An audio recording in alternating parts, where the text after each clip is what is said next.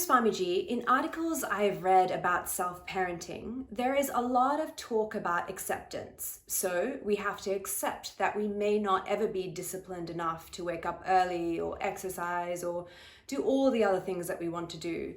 But is this a true acceptance or more of a giving up? And how do we know the difference? See, discipline is different for different children, right?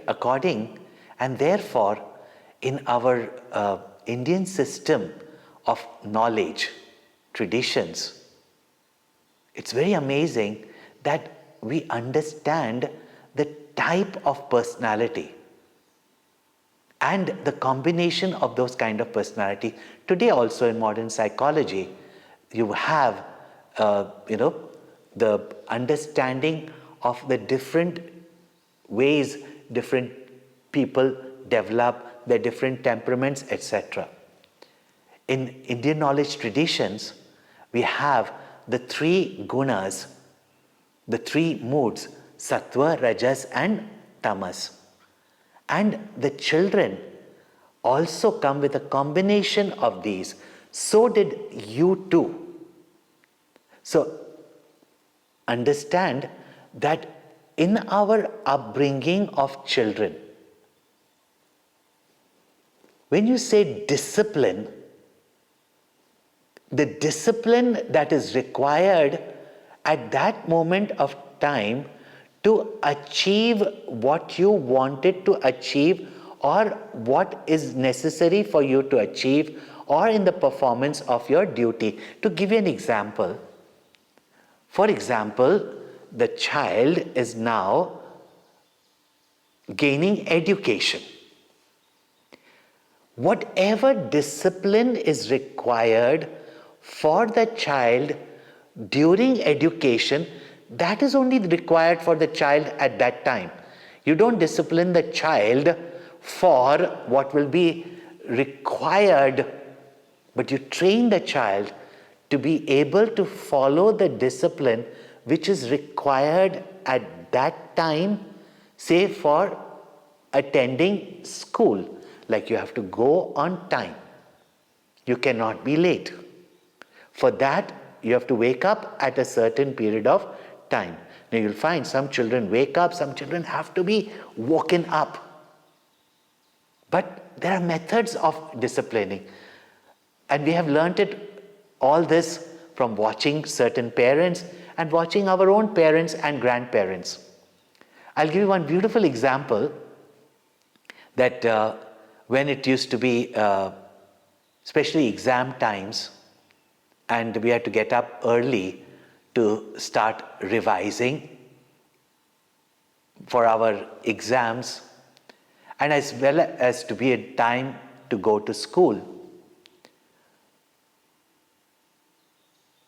Our grandparents sometimes to have, and I remember my grandmother, when she used to wake up, some of us would wake up immediately as she wakes up because we didn't have these phones beside us, nor did we keep alarms. It was our parents, grandparents who woke us up at the right time in the morning, early mornings. So whenever grandmother would come to wake us up, of course, we had other members in the family who would come and say, get up, get up, get up, get up, get up, get up. Somebody had to be shaken up. Sometimes some people had to be sprinkled with water to wake them up. So we were, a lot of children growing up together first as a joint family. So cousins, etc. So they had to be woken up. But my grandmother had a very beautiful technique. She was a very gentle person in her temperament itself. She would come and tell us that say Hari Om, say Hari Om, say Jai Sri Krishna, say Ram Ram. So with some name of the Lord, she would wake you up because already she had given us some kind of devotion and culture as we were growing up. She had given us that devotion and say, Bolo Ram beta, bolo Ram bolo. She would wake us up by saying the name of the Lord. And I remember even one of the children sometimes saying, this is really not fair. You can't even grumble about it. You can't fight back about it, because it was so gently and lovingly done. So, to point out to you that discipline, that today you need discipline in a certain type of a diet, because at your age, you cannot be eating too much carbs or too much fat, whatever it may be. But as a child, where parents provide the food, they eat whatever they are given, that discipline of eating what you receive, not wasting food, that you can be taught in the childhood. But certain disciplines, again I said, don't blame it to the childhood. That has to be done now. What we have to do, the training is that the child must be taught the discipline that is required at that period of time. Just like going to school, and what are the disciplines required in school? One thing is that children must learn to appreciate that discipline helps them, and discipline is not an encumbrance on their freedom. Because then it is not freedom, it is, as Gurudev has said in Kindle Life, it becomes licentiousness. And there's a difference between freedom and licentiousness. In fact, discipline gives you the freedom. If you discipline yourself to wake up at a certain time, it gives you the freedom in that time to do things that you truly want to do during the day. So, an understanding of discipline. So, as in self-parenting, it is not to discipline that child in you. It is to train that child to appreciate discipline, which the child at that age thought that it was some form of encumbrance, thought that it was unfair, thought that their parent or their teachers, and in parenting, teachers' role is also important. So their teachers were very strict with them, and they disciplined them, and therefore stopped them from doing what they wanted, because at that time they could not discriminate between what they want and what is good for them. So that is what is to be nurtured in the child. Not to discipline the child, but make the child realize, make the child understand, make the child feel, because as a child you feel more than you understand. They have that understanding through certain intuitive feelings. Therefore, the child should feel that the discipline is assisting us, it is helping us, it is for our well-being. And there is where in self-parenting, you train that child to appreciate discipline, to recognize the real purpose of discipline, to know what is the right discipline and the right amount of discipline, so that now when you are trying to discipline yourself, that subconscious impressions that you have from childhood, those are worked on, and not necessarily trying to discipline the child in you. And you're struggling now to discipline yourself because that child, while growing on, had a different attitude or had made a different impression on discipline. That's why even though now you might understand, but your inner feelings of, say, being deprived or not getting what you wanted is still conflicting with the present understanding of the discipline that you require now in the field of activity or the role that you are playing right now. For example, as a parent also, you can't say the children should get up early and go to the school and let the maids or the attendants or the governess send them, and you keep sleeping till late morning as a parent. So that kind of, again, motivating yourself for the child, to be there for the child, can help you discipline yourself in the present. Thank you, Pujya Swamiji. A very touching story about you and your grandma to illustrate a very powerful point. So, Pujya Swamiji, just wanted to check if this was cheating or not. So say I'm trying to get myself disciplined to do some exercise, but I can't do it myself. So I take the effort to call a trainer who helps me get that discipline. Is that cheating? No. As you know, there are different types of children.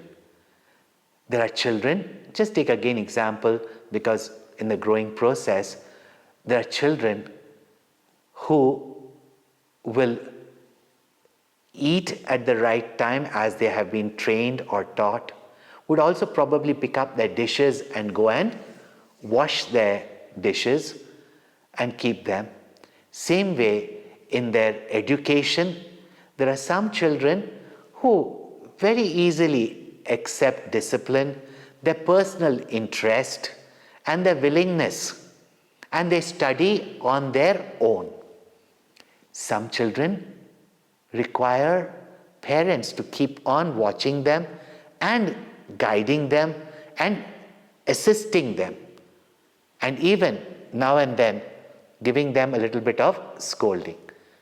And some children would not even do it in spite of that, because sometimes they have the lack of motivation, sometimes they do have some difficulty or inability which they do not recognize, sometimes they have got so many things in their mind to do that they cannot prioritize. So you get, for them, in spite of their school regime, you get them a teacher for tutorials, even to do their homework, which they would not do on their own, because the important thing is that it has to get done. So especially, and we have experienced this, because these three types of children are there. There are some people who will do their yoga asanas, who will do their exercises in time, and since it's just at the moment for exercise, not for other things they would be even more disciplined, because sometimes you do not feel motivated, you have not given it importance over a period of time, you're not used to it. There are so many factors, just as children. In the same way, even now, for the adult that you are, you need sometimes some assistance, and if you can afford it, you should get that assistance. And let me tell you, when it comes to these kind of exercises, which I never gave that much importance to because I was more, in the intellect, even now, if I have someone to do it, yes, you do it. There are times you try to do it, but you will still neglect it, which I also do, as far as exercises are concerned. But there are certain exercises which I can do, I do enjoy doing, like walking in nature. And there, I don't need any guide. I don't want anyone to be there to motivate me. I can do that. But if you tell me to pick up weights and do it, yeah, I better have someone telling me to be there. And then, even when I sometimes feel, okay, not today, to tell me, no, you can do it. So there's no harm in doing that. That's how, in parenting also, children always don't do what is needed at that time for them. One thing is because they don't know it. Second time, they're not motivated. Sometimes they're distracted. Sometimes they are lazy. And that's just as parents would go to the child and say, come on, let's do this together. Let's play together. Come on, I'll do the homework with you. Come on, sit together. Let's do this thing together. Let's eat together. all these things, yes, you do need sometimes assistance and you can get it. Even a child needs it, so do you. Thanks, Pujya Swamiji. I'm loving all these insights. Pujya Swamiji, in some of your earlier talks, you mentioned that we have to accept our parents and the way that they parented us, even if we don't think that they did a good job. Can you please elaborate on this idea? This is a very, very subtle and very, very powerful as well as essential knowledge for self-parenting. We have noticed that very often we carry various traits from our parents. Genetically also it is pointed out.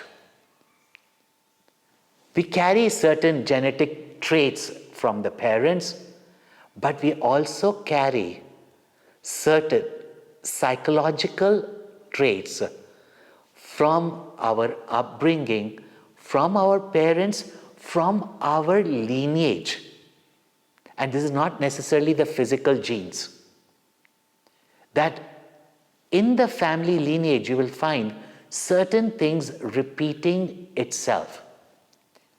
Now, in parenting, suppose you had a very domineering, extremely domineering parent. Not that what children think that, okay, my father tells me or my mother tells me what to do, and they were very domineering.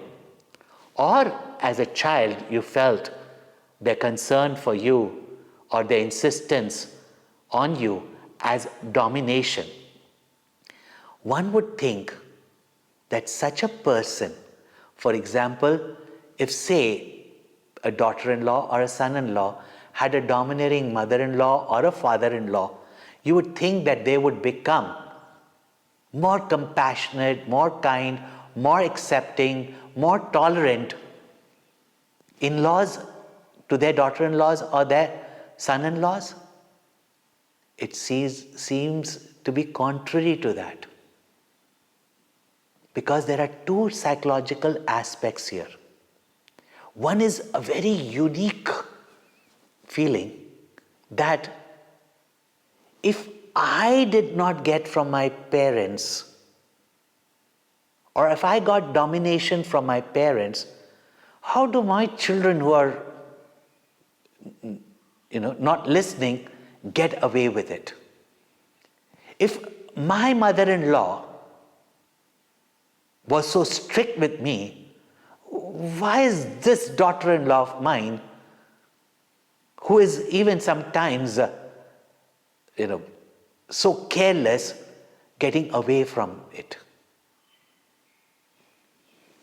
You will find that daughter-in-law who had a mother-in-law who was very domineering or correcting her for certain things, she also becomes like that. One would think, and when they were young, and very often I would have conversations with them, said, we'll never turn out like our mother-in-laws. Now when I ask their daughter-in-laws, it's something different. Yeah? We'll never turn out like our mother-in-laws. Very often sons say, I'll never turn around like my father-in-law or like my father. And that we hear many of the youngsters saying that. Even if their parents are overbearing with their affection, we'll never turn out like that. We'll not always be checking on our teenagers. But you turn out like that. Two things. You know not better parenting. You do not know any other method, or you feel that's how you were brought up. And that's how you can bring up. Or the third is that you have this feeling that I didn't get it, how can they get away with it? Now, this might sound shocking, but watch yourself, because I have heard parents, even in-laws, you might expect it sometimes, but even a parent saying that our parents were with us like this, they didn't let us do what we wanted to do. Why should he or she get away with it?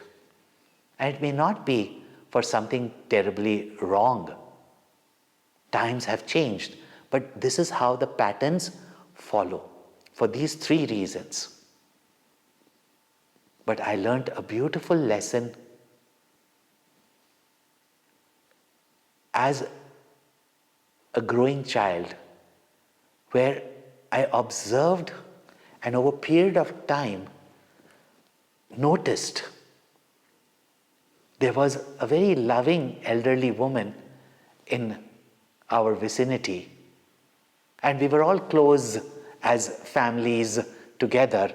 And one day during a festival, her son and grandson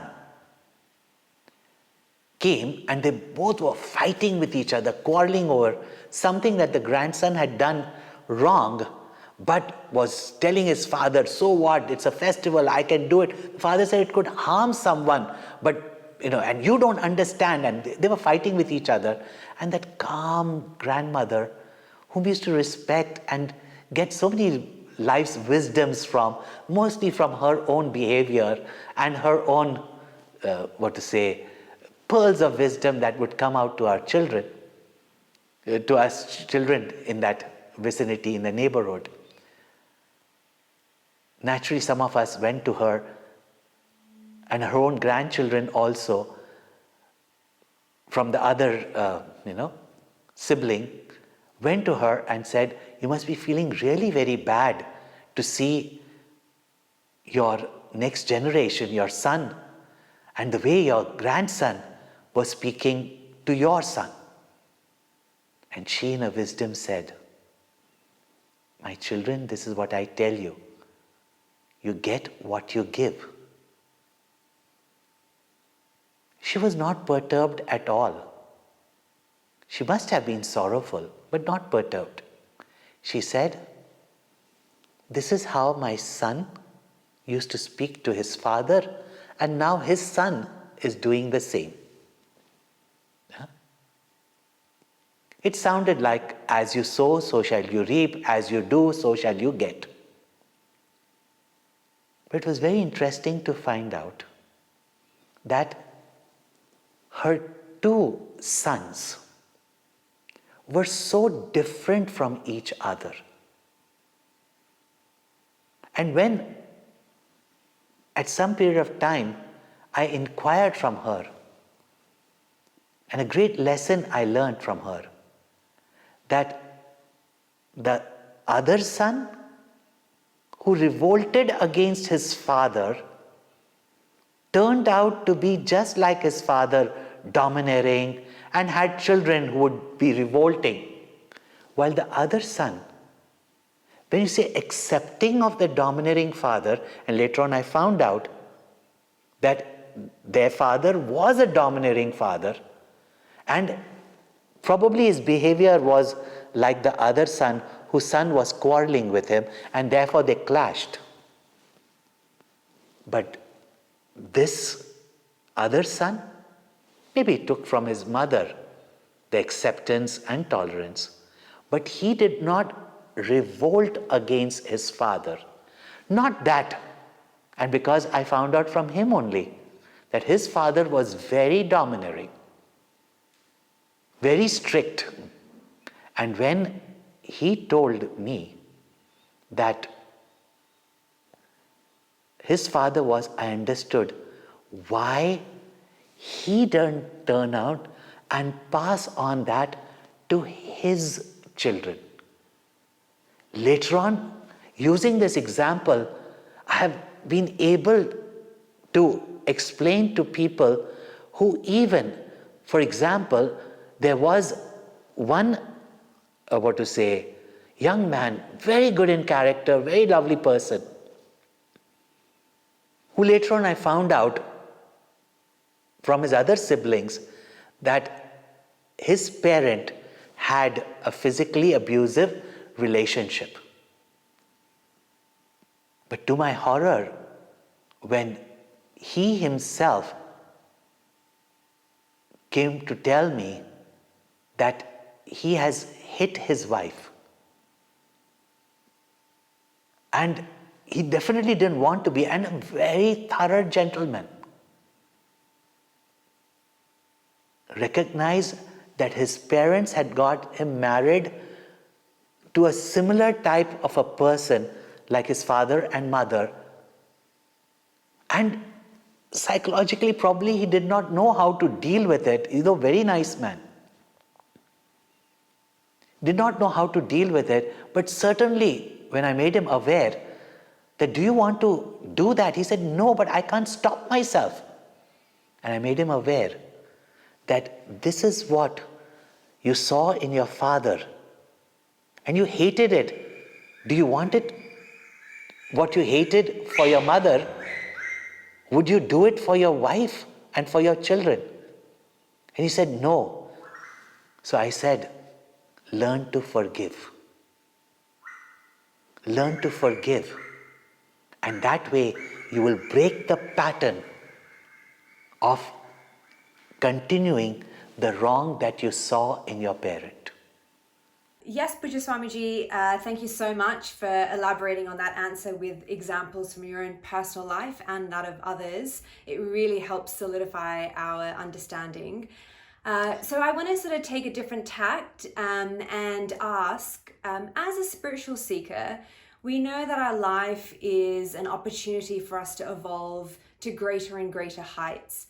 How does self-parenting fit into the spiritual journey?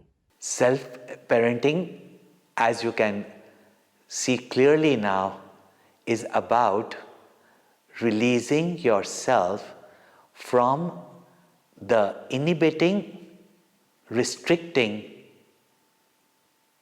impressions, behavioral patterns that we have gathered from our past. And we are not being able to release ourselves from those shackles. For us to progress in life towards a better relationship, towards greater, higher goals, or also in our devotion to reach the highest pinnacle of love and all-encompassing love, as well as attaining that moksha or freedom, all this is necessary. And one of the key factors to free yourself from the past, as I said in self-parenting, if you don't want to carry those patterns forward, is one of the most key necessities for our progress even spiritually. For progress spiritually, we must not only know what is right, what are our duties, and how we should perform them, and actually put in our effort to do it. However, we find ourselves being pulled back, restricted, because we have our own lack of, say, ability, confidence, talents that we have already seen, and some because of the child not being nurtured at the right period of time to develop the sense of security which comes in the first 5 years of our upbringing.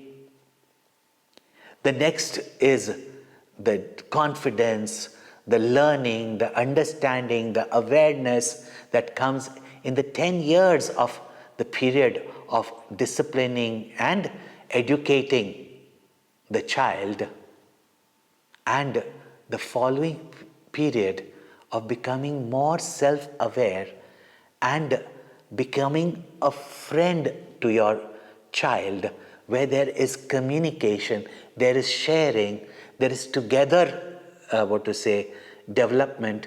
So same way as you nurture your child, you have to nurture yourself spiritually also. And one of the main elements by which we free ourselves from the past is forgiveness. And that's why I mentioned not only we can free ourselves from the patterns got through the parenting, but at the same time, by forgiving, we are able to set ourselves free from those strong memories which what we think we constantly repeat. So for us to even progress with positive thoughts, spiritual thoughts, to contemplation and meditation on that which is indicated as the supreme truth, we have to free ourselves from the past. Those grievances, those regrets, those inabilities, those sense of lack, all those we have to free ourselves.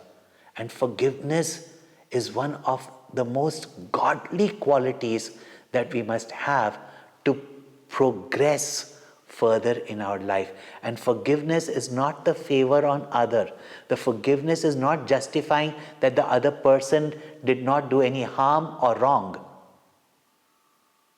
In fact, forgiveness is for the person who has sinned or who has done wrong or who has harmed, not for someone who necessarily unknowingly made a mistake, or even for one whom you thought was wrong.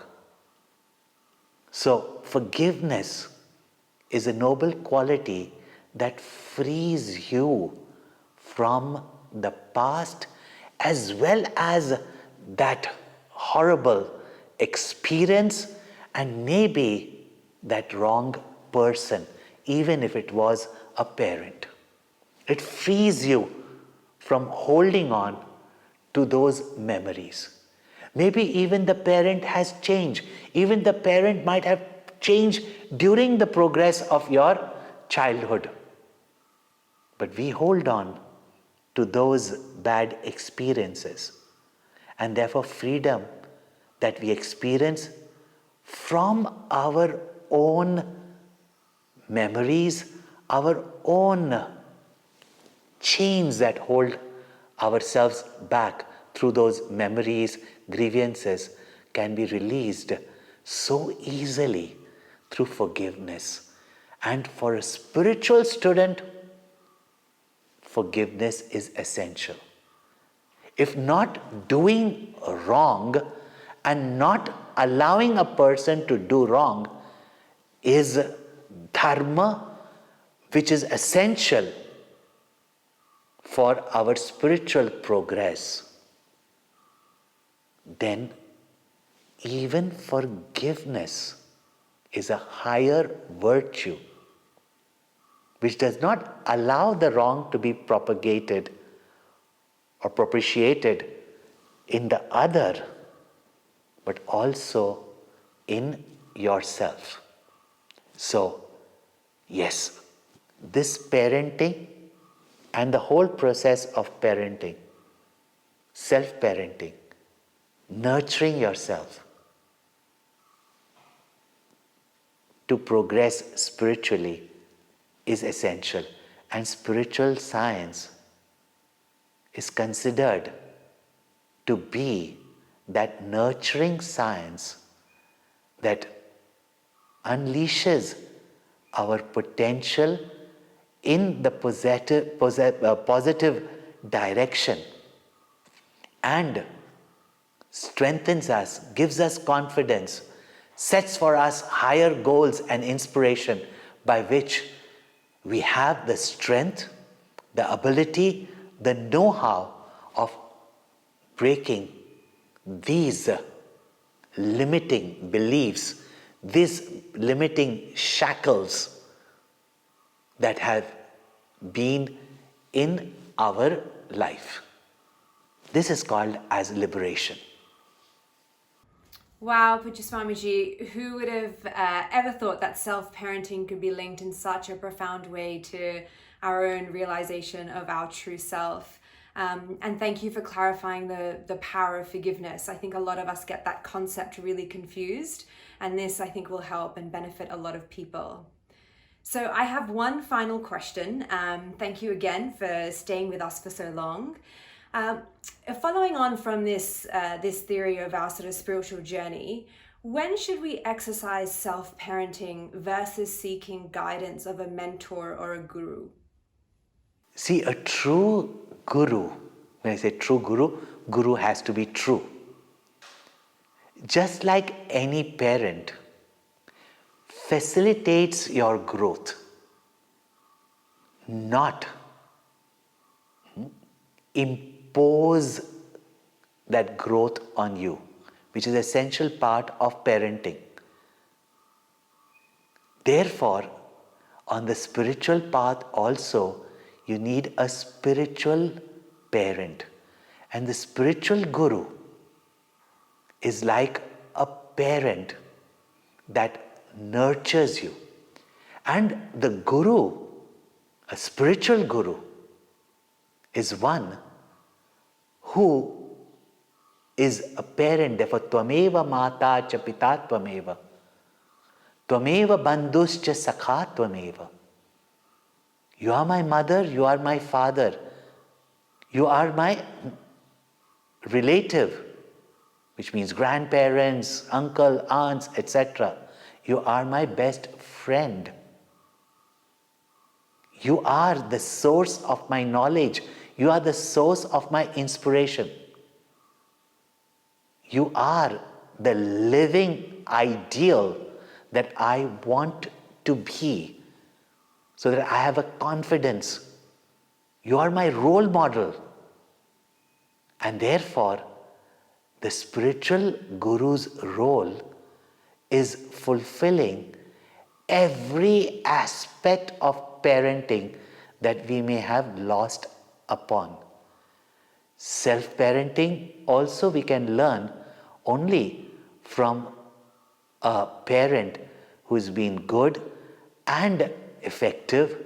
Same way also, the higher self-parenting can be learned only from our spiritual guru, who facilitates, makes us more aware, who not only explains to us but helps us. And wherever there is an obstacle, helps us to remove that obstacle with knowledge, with love, with nurturing. And sometimes what we have not gained even from our most loving parents, because they also were growing into parenting at that time, we get from our spiritual guru. And the spiritual guru, while nurturing us, makes us self-aware so that we can self-parent ourselves. And all this, just as our parents, such treasures they have given us, and we must be always grateful to them and acknowledge, then only we recognize what wonders we have within ourselves, what abilities we have in ourselves. The Guru helps us to discover that, and just like a good parent who loves but is not attached, helps us not only to know our responsibilities, but to be free. In the same way, the spiritual guru not only demonstrates, is a role model, but facilitates that inner growth of the child. And we become ever grateful, and even provides for us that which we can't. Just as a parent helps us when we are not able to, helps us to do it, helps us to nurture. And so that later on we become independent in nurturing ourselves. And finally, the inner journey, that even want to develop yourself, has to come from within you. Thus, you have to parent that inner child. The guru, like a gardener, can water, can protect, can take care, can nourish, can even help to grow in the direction, giving the independence of your individuality to spread your branches in your beautiful manner. But finally, the sprout has to come from within. Yeah? You have to allow yourself to unfold. And that is where your self-parenting comes into the picture. So yes, the spiritual guru is as much required as the physical parents in our life. Pujya Swamiji, thank you so very much, and thank you for being our role model, nurturing, loving, guiding, and making us better people to reach the highest goal. We love you very much, and thank you so much again for your time. Hari Om. Hari Om, and all blessings from the great masters, from our Gurudev, to all of you. Hari Om.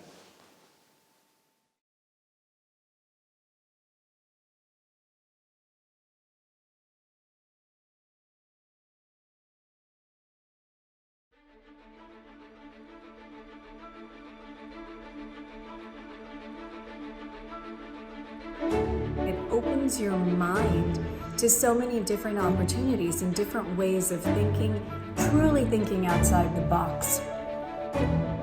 This course integrates all our different motivations together and gives us a sense of integrated purpose by which we naturally act, brings it forward, and that enables us to really identify what are our true purposes. I think I got a whole new mind. I can achieve any goal that I inspire and want to achieve. It helped me to clear the cobwebs of my mind. And once I discovered what I wanted, I now have the methodology to get where I need to go and make it happen. Thank you.